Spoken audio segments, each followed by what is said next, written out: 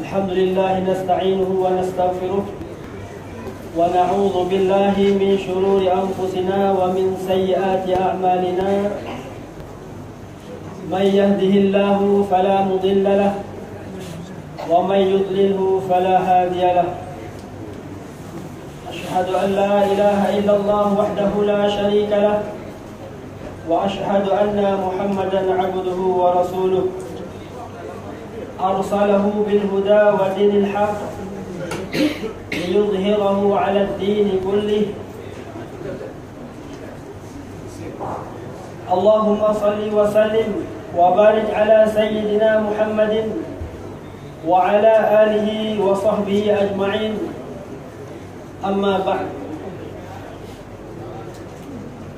يقول الله تبارك وتعالى في القرآن العظيم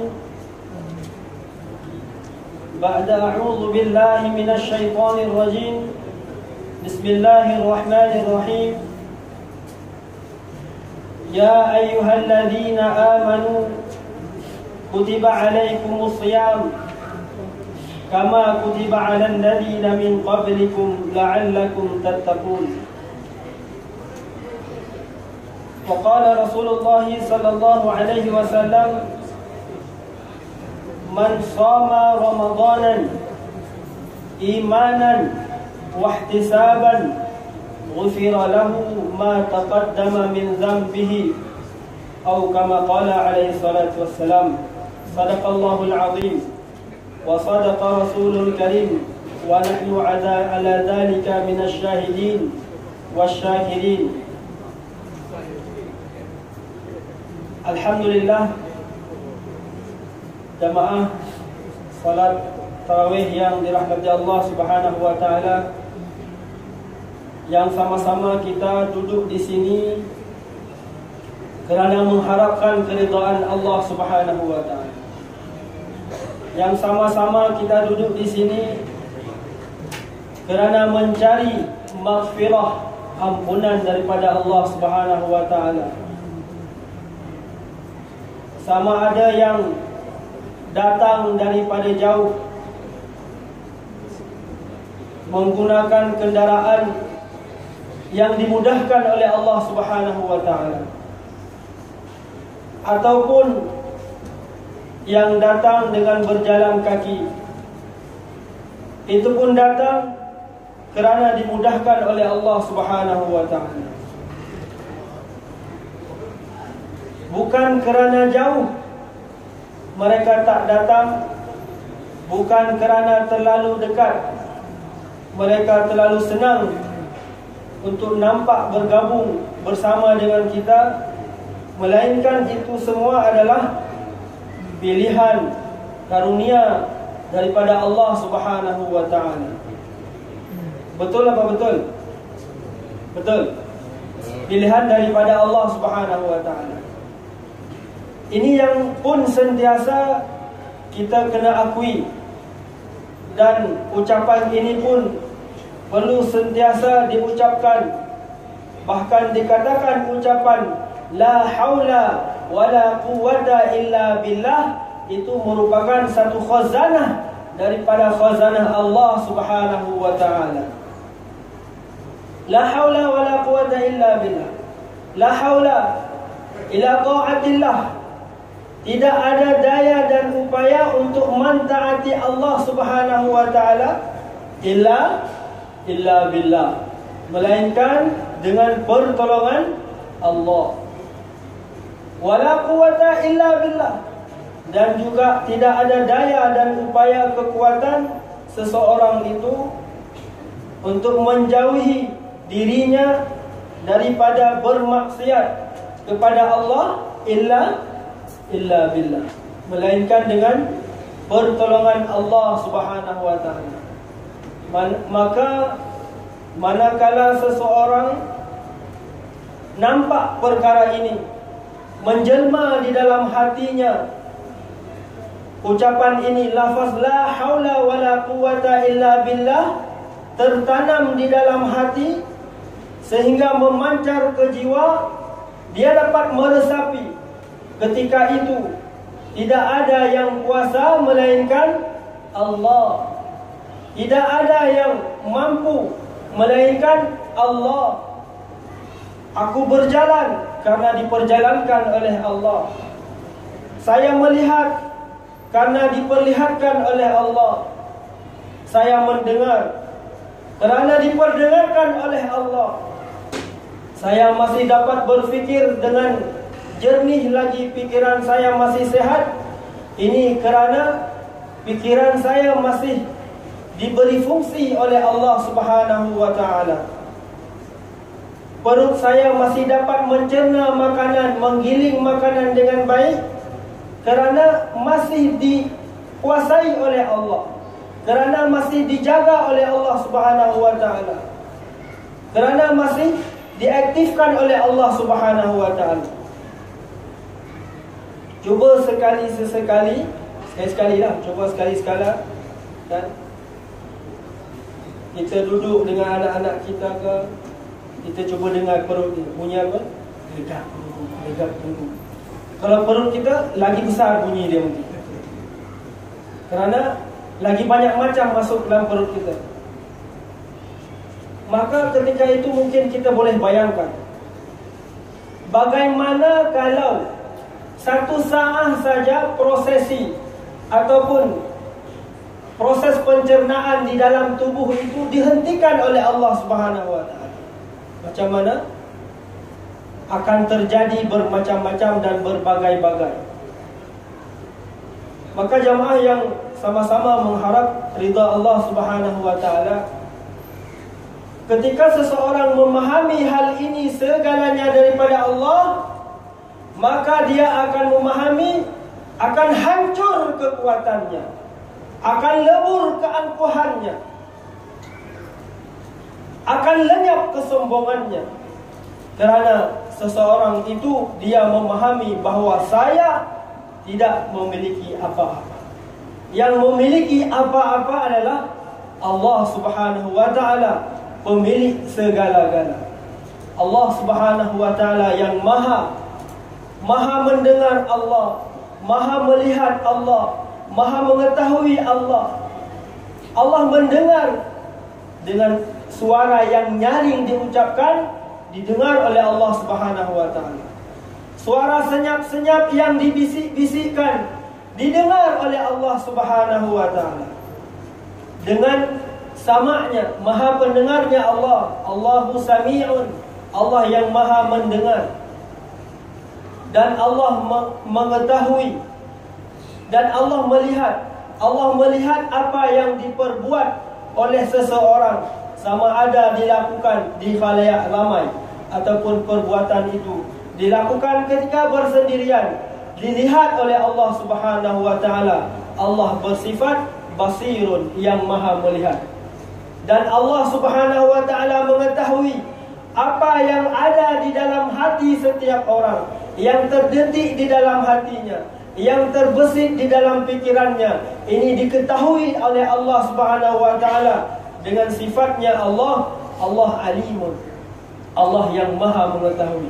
Jadi Allah sami', Allah basir, Allah alim, alimul ghaibi wasyahadah, mengetahui yang ghaib dan mengetahui yang nampak. Ini kalau seseorang tertanam beberapa sifat ini sahaja, yang merupakan ini pun termasuk ke dalam hal yang perlu diimani oleh seseorang yang bertauhidkan Allah, yang menganut akidah Ahlus Sunnah wal Jamaah, yang mungkin dulu-dulu dan bahkan sampai sekarang pun masih dipelajari sifat 20. Allah maha melihat, maha mendengar, maha mengetahui. Ini kalau tertanam dalam diri seseorang beberapa sifat yang kami sebutkan tadi, ini pun sudah memadai bahawa orang itu tidak akan berani bermaksiat kepada Allah Subhanahu wa ta'ala. Jemaah yang sama-sama mengharapkan keridaan Allah Subhanahu wa ta'ala, maka ketika seseorang telah dipilih oleh Allah untuk qabul ala ni'amihil jali, untuk menerima terhadap nikmat Allah Subhanahu Wa Taala yang besar. Nikmat Allah yang paling besar adalah nikmat iman, nikmat Islam. Manakala seseorang telah dipilih oleh Allah untuk menerima nikmat ini, maka tiada lain yang diminta oleh Allah Subhanahu Wa Taala melainkan adalah syukur atas segala nikmat yang diberikan oleh Allah. Yang Allah minta hanyalah syukur. Mungkin sebelum ini pernah kita dengarkan, Allah Subhanahu Wa Taala tidak pernah meminta seseorang menghitung nikmat Allah.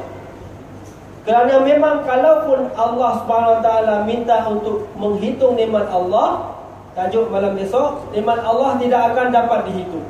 Dan bukan untuk dihitung pun, karena memang kalau Allah Ta'ala perintah pun kita tidak akan mampu menghitung nikmat Allah.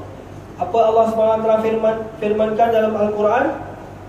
A'udzu billahi minasy syaithanir rajim.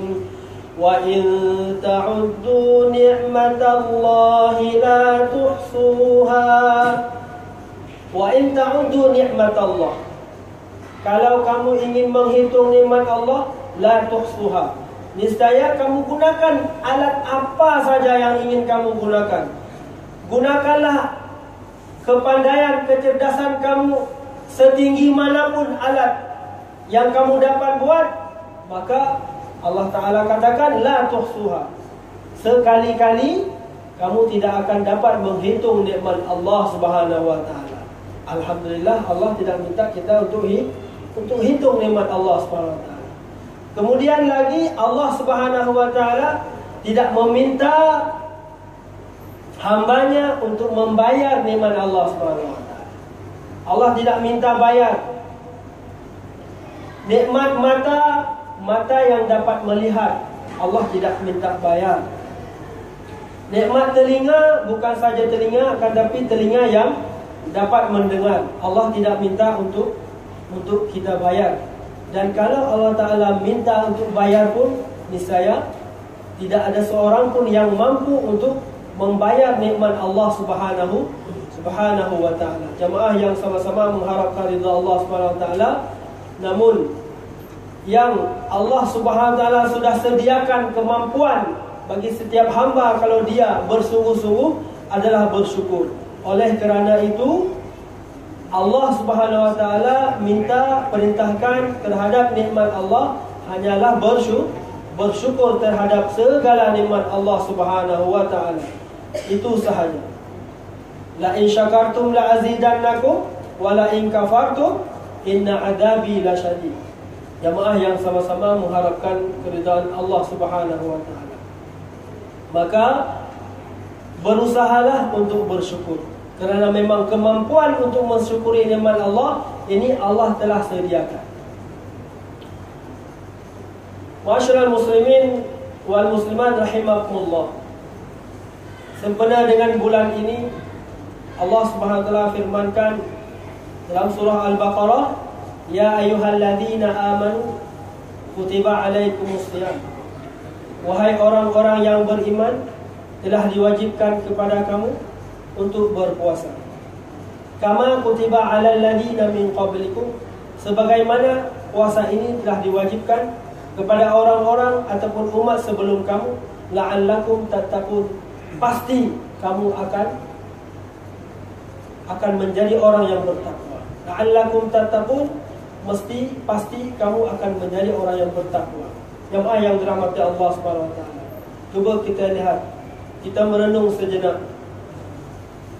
Satu ayat Allah ini diawali dengan ya ayyuhalladzina amanu, wahai orang-orang yang beriman. Maka pada ketika ini Allah Ta'ala panggil adalah iman. Allah Ta'ala suruh adalah iman. Wahai orang-orang iman, wahai orang-orang yang dalam hatinya ada keagunganku, wahai hamba-hambaku di dalam hatinya ada kebesaranku, wahai orang-orang yang di dalam hatinya ada rasa cinta kepada aku. Ini orang-orang yang Allah Ta'ala suruh. Yang Allah Ta'ala suruh adalah iman. Kemudian baru di sana kutiba alaikumusiyam, diwajibkan untuk berpuasa. Jemaah yang dirahmati Allah Subhanahu Wa Ta'ala, maka kalau kita boleh cuba untuk sedikit memahami dan berkongsi bahawa ternyata kualiti puasa seseorang, derajat tingkat yang didapatkan ataupun ganjaran yang akan diperolehi oleh seseorang yang berpuasa itu ternyata bertingkat-tingkat. Ini bergantung kepada kekuatan iman yang mereka miliki. Ada orang yang berpuasa, mungkin sebelum ini pun kita pernah mendengar daripada penceramah-penceramah kita, ada orang berpuasa, mereka berada pada martabat awam, siyamul awam. Ada orang puasa awam. Ini adalah mereka-mereka yang puasanya kita minta jauh daripada puasa orang awam. Kenapa? Kerana puasa mereka hanya sekadar menahan lapar dan dahaga saja. Ingat tak pesan Ustaz kepada Adam? Tu di dalam TV.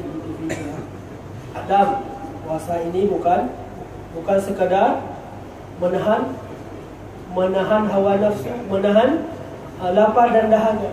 Akan tapi ianya lebih kepada satu mujahadah, satu perjuangan. Ingat tak? Jangan ingat bawang putih, bawang merah saja. Ingat juga pesan Ustaz kepada Adam ni yang puasa lebih kepada mujahadah. Jemaah yang dirahmati Allah Subhanahu wa taala. Maknanya bergantung kepada kekuatan iman yang dimiliki oleh seseorang, maka sebanyak itu dia akan naik martabat yang akan dia perolehi melalui puasa yang ia lakukan. Mungkin hikmah-hikmah berpuasa banyak ustaz yang mengulas panjang dan lebar.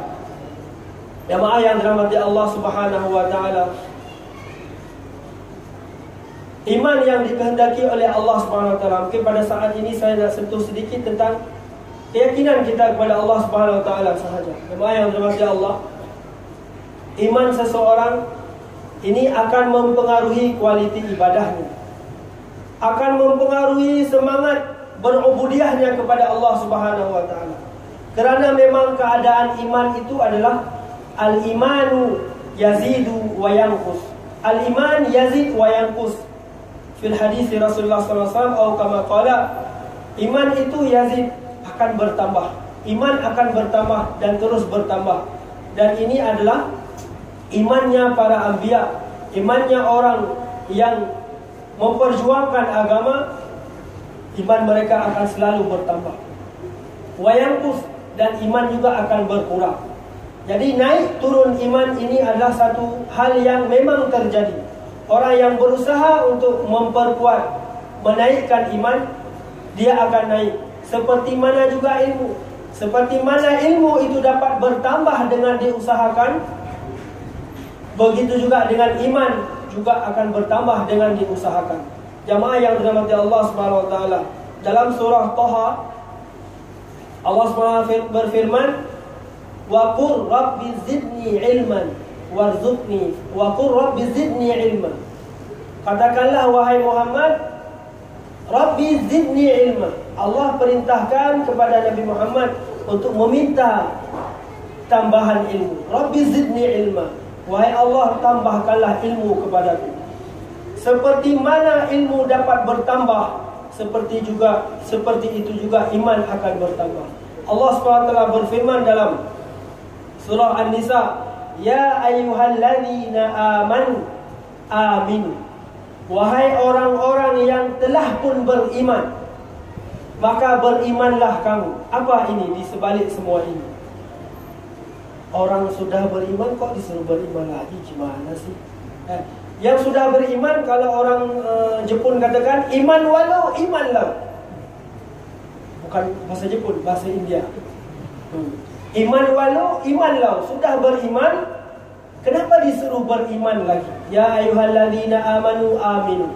Ini ulama katakan bermaksud iman itu akan sentiasa bertambah dengan diusahakan. Maka dengan adanya ayat ini, Allah SWT perintahkan kepada kita, bukan kita hanya menerima apa yang telah ada, alhamdulillah, saya dilahirkan dalam keadaan beriman, maka saya merasa cukup dengan iman yang saya ada. Jangan merasa cukup dengan iman yang kita sudah ada, kerana memang perintah untuk meningkatkan iman itu ada dalam Al-Quran, yang merupakan ini kewajiban kita setiap. Kewajiban setiap kita. Kewajiban setiap kita untuk meningkatkan iman. Mana barometer iman? Apa barometer? Tolak ukur. Ya. Apa tolak ukur iman? Siapa yang menjadi tolak ukur iman kita? Allah perintahkan berusaha untuk meningkatkan iman sampai setahap mana? Aminu kama amanan nas. Berimanlah kamu seperti orang-orang yang telah beriman. An-nas, manusia yang telah beriman. Siapa mereka? An-nas di sini adalah iman para sahabat radhiyallahu taala anhu. Seperti iman mereka. Iman mereka, Rasulullah dikatakan iman sahabat adalah seperti gunung yang mana kuat kokoh ke bumi. Begitu kuat iman mereka sehingga mereka tidak terpengaruh dengan tipu daya dunia. Jemaah yang dirahmati Allah Subhanahu wa taala. Sayyidina Abu Bakar radhiyallahu taala anhu adalah seorang sahabat Nabi yang masyhur. Suatu ketika beliau pernah memuntahkan minuman susu yang pernah beliau minum, dikarenakan minuman itu dulu ada seseorang yang bekerja menilik nasib. Maka orang itu setelah masuk Islam diberi hadiah susu. Kemudian susu itu dihadiahkan kepada Abu Bakar radhiyallahu taala anhu yang tidak diketahui, yang tidak diberitahukan asal usulnya. Sayyidina Abu Bakar radhiyallahu taala anhu pun meminum susu itu. Setelah diketahui, ditanya dari mana, setelah minum baru tanya dari mana asal usul susu ini. Setelah diceritakan, ternyata berasal daripada upah tilik nasib. Tilik nasib boleh tak? Tak boleh kan? Menilik nasi haram kan? Tidak boleh menilik nasib. Kalau menilik nasi dalam periuk, esok boleh tak? Jadi menilik nasib ataupun mengundi nasib, meramal apa kejadian ke depan. Oh, ni kamu ni ke depan saya tengok kerana hidung kamu mancung, hidung kamu mancung kan? Tengok ni, nampak kamu ni akan jadi orang yang berjaya. Kamu akan menjadi orang yang kaya disebabkan saya tengok hidung mancung. Kamu ini hidung kamu ini mancung ke dalam, mancung dia ke dalam. Dipesek lah apa, bulat macam itu. Hidung saya mungkin mancung dia ke dalam. Oh, ni nanti kamu akan menjadi orang kedekut misalkan, alhamdulillah min dzalik. Kan? Ini tidak boleh. Bahkan dikatakan haram kan? Haram menilik nasib. Sayyidina Abu Bakar radhiyallahu ta'ala anhu telah terminum susu ini. Maka apa yang beliau lakukan? Beliau memuntahkan, bahkan dengan cara memasukkan jarinya untuk memuntahkan seteguk susu yang masuk ke dalam perutnya, susu yang haram. Jadi apatah lagi kalau usaha-usaha ataupun sumber-sumber uang yang masuk ke dalam rumah kita, yang masuk ke dalam perut kita, yang masuk ke dalam perut orang rumah kita, ini bersumber daripada yang haram. Ini bagaimana? Yang Rasulullah katakan, satu laham daging yang tumbuh daripada makanan yang haram, fannaru aula bihi, maka neraka adalah tempat yang paling layak untuk orang itu. Kerana di dalam syurga tidak ada benda-benda yang kotor, semuanya bersih. Makanan haram itu kotor. Makanan haram itu kotor. Walaupun nampak zahirnya mungkin bersih, akan tetapi hakikatnya dia kotor dikarenakan haram. Maka dikarenakan di dalam surga tidak ada benda-benda yang kotor, maka dia harus dibersihkan. Tempat membersihkannya adalah di dalam neraka. Sanggupkah seseorang itu singgah di neraka walaupun hanya 5 menit? tidak sanggup. Maka berhati-hatilah dengan sumber-sumber makanan ataupun rezeki haram yang masuk ke dalam rumah kita, masuk ke dalam anak-anak kita, menjadi tubuh badan, menjadi daging mereka. Maka untuk lebih mendetail lagi masalah halal haram ini dengan sumber-sumber keuangan kita, nanti boleh setiap bulan kita hadir di majlis ini dalam majlis Ustaz Faiz. Boleh insya-Allah. Jemaah yang dirahmati Allah Subhanahu wa taala, kenapa Abu Bakar radhiyallahu taala anhu mampu untuk memuntahkan walaupun hanya seteguk susu yang diminum, walhal seteguk susu sahaja, berapalah seteguk susu, akan tapi beliau mampu untuk memuntahkannya, bahkan kalaupun sampai keluar darah, bahkan sampai kalaupun harus mati untuk memuntahkan seteguk susu itu, beliau mampu kerana takut kepada Allah Subhanahu wa taala. Ini dasarnya dari mana? Kenapa semangat itu ada? Kerana mereka adalah orang-orang yang iman yang telah dijamin oleh Allah Subhanahu wa taala. Itulah barometer, titik ukur keimanan seseorang yang disuruh usaha oleh Allah Subhanahu wa taala dalam ayat yang kita sebutkan tadi, aminu kama amanan nas. Berimanlah kamu, berimanlah saya, berimanlah kita semua, kama amanan nas, seperti mana iman mereka. Kalau kita duduk tidak berusaha untuk meningkatkan iman, iman tidak akan meningkat. Seperti mana wang kita tidak akan datang dengan tidak kita usahakan, maka iman pun tidak akan datang. Begitu juga dengan ilmu, kalau kita tidak datang ke surau, mengikuti majlis-majlis, mengikuti kuliah-kuliah, ataupun membaca Al-Quran, membaca hadis-hadis Nabi, membaca buku-buku agama, dengan kalau tidak diusahakan, maka iman itu dan ilmu itu tidak akan kunjung bertambah. Jemaah yang dirahmati Allah Subhanahu wa taala. Kemudian mungkin kalau timbul pertanyaan, terus bagaimana? Bagaimana untuk meningkatkan iman? Rasulullah SAW katakan, jadidu imanakum, qila kaifa nujaddidu imanana ya Rasulullah. Rasulullah katakan, jadidu imanakum, perbaruilah iman kamu. Ini maksud iman memperbarui bagaimana? Orang yang sudah ada iman. Orang yang sudah ada iman baru dikatakan dia memperbarui iman. Orang yang sudah ada di kereta, maka dia baru dikatakan repair kereta. Kereta itu diperbaiki kerana dia ada kereta. Orang yang sudah ada iman, maknanya perintah iman, memperbaiki iman dan meningkatkan iman ini kepada siapa?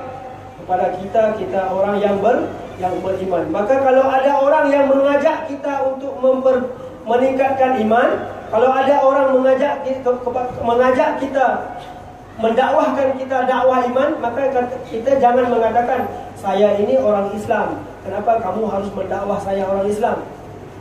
Pergilah sana kamu dakwah orang kafir, saya sudah Islam. Itu namanya dakwah untuk mengajak mereka kepada Islam. Tapi kalau dakwah kepada orang beriman adalah mengajak mereka untuk memperkuat iman, untuk menguatkan iman mereka. Kaifa nujaddidu imanana, macam mana kami harus, bagaimana cara kami memperbaiki, meningkatkan iman kami? Maka Rasulullah katakan, akthiru min qawli la ilaha illallah. Perbanyaklah mengucapkan kalimat la ilaha illallah. Maka ada ulama-ulama yang mengulas, menjelaskan tentang hal ini. Akthiru min qawli la ilaha illallah. Perbanyaklah mengucap kalimah la ilaha illallah. Satu disebut di situ bukan akthiru min dzikri la ilaha illallah. Banyaklah menyebut la ilaha illallah, bukan disebutkan zikri, akan tetapi disebutkan qaulun, bukan zikrun. Kalau zikrun maka makna dia hanya zikir, menyebutkan, iaitu afdalul zikri. Lepas mai sebut afdalul zikri fa'lam annahu la ilaha illallah, ataupun ya kafi, lepas tu la ilaha illallah, la ilaha illallah, la ilaha illallah. illallah 30 ke, la ilaha illallah 50 ke, la ilaha illallah 100 kali ke, la ilaha illallah. Itu satu cara, la ilaha illallah. Maka apabila seseorang itu mulai berzikir, ulama katakan maka syaitan akan mulai datang kepadanya. Mulai saja dia berzikir la ilaha illallah, syaitan mulai datang menggoda, mulai gatal-gatal, mulailah mengantuk, mulailah malas, mulailah lapar. Kenapa? Ketika dia berzikir, maka syaitan akan datang mengganggu. Kalau bulan Ramadan syaitan sudah dibelenggu, macam mana? Nafsunya yang telah dididik oleh syaitan. Jemaah yang dirahmati oleh Allah Subhanahu Wa Taala, memang satu cara memperbaiki iman adalah zikir la ilaha illallah. Itu satu. Namun orang yang zikir la ilaha illallah akan didatangi oleh syaitan, menggoda supaya dia tinggalkan zikir itu. Kemudian yang paling besar adalah qaulun, disebut qaulun akhiru min qauli. Qaulun adalah sebutan, menyebutkan, qaulun adalah mendakwahkan, membicarakan tentang la ilaha illallah. Yang dibicarakan di rumah bukan pembicaraan kita di rumah, yang pembicaraan yang dapat meningkatkan iman, bukan berapa harga 1 kilo bawang hari ini, apa yang belum ada hari ini. Saya nak goreng ikan, kenapa minyak belum dibeli lagi? Mama, mana susu? Kenapa ni tak ada susu? Saya nak buat minuman. Papa, kenapa kenapa apalah belum dibeli lagi? Kenapa ini gula tak ada? Mana mama? Abang tolong belikan sayur kejap. Abang tolong belikan garam. Itu ucapan di rumah. Apakah itu ucapan yang akan meningkatkan iman? Tidak. Maka kita kena biasakan sedikit demi sedikit bahawa segala sesuatu kita ingin kaitkan dengan hakikat, yaitu hakikat Allah Subhanahu Wa Taala. Kita ini alhamdulillah hari ini dapat berbuka puasa. Ini adalah nikmat daripada Allah. Ada kaitan dengan Allah? Tidak ada. Maka ketika itu kita telah menafikan yang telah kita sebutkan tadi. Kita telah menafikan kekuatan kita, bahawa ini bukan karena kerja saya. Rezeki yang Allah Ta'ala bagi ini bukan karena kerja saya, akan tapi karena dihantarkan oleh Allah, karena diberikan oleh Allah. Saya sakit karena disakitkan oleh Allah Subhanahu Wa Taala. Kita hubung kaitkan ucapan kita tentang Allah, Allah, Allah, Allah. Baru sedikit demi sedikit iman akan masuk ke dalam hati, sehingga nanti ketika akhir hayat dia akan dapat mengucapkan kalimah la ilaha illallah. Sebagaimana ulama tamsilkan, kalau di dalam ceret, di dalam flas yang diisi itu adalah air kopi, ketika dia naik gunung, dia jatuh, maka yang keluar daripada flas itu adalah air kopi. Kenapa? Yang diisi hari-hari adalah air kopi. Akankah keluar air madu ataupun akankah keluar air jeruk ke air oren? Tidak.